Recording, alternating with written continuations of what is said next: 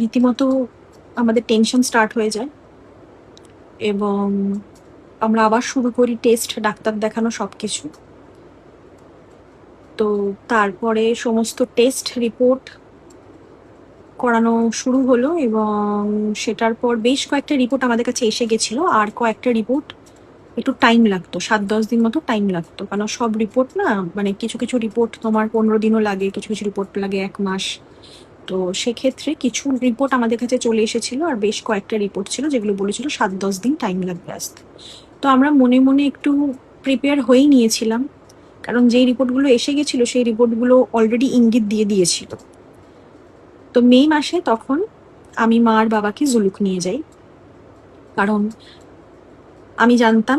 আমরা জানতাম রাদার যে এরপরে একটা হিউজ ট্রিটমেন্ট আবার শুরু হবে এবং তখন আর আমরা কোথাও যেতে পারবো না। তো তার আগে যদি একটু আনন্দ নেওয়া যায়, তো সেক্ষেত্রে মে মাসে আমরা ইঙ্গিতটা পেয়েই গেছিলাম বেশ কয়েকটা রিপোর্টের যখন আমাদের কাছে রেজাল্ট চলে এসেছিল। এবং তারপরে আমরা যাই হচ্ছে জুলুকে আমরা ঘুরে ফিরে আসার পর যথারীতি বাকি যে রিপোর্টগুলো আসা বাকি ছিল সেগুলোও চলে আসে এবং তাতে আমরা পুরোপুরি শিওর হয়ে যাই যে এইবারেও এটা সেই ক্যান্সারাস টিউমারই আবার রিল্যাপস করেছে।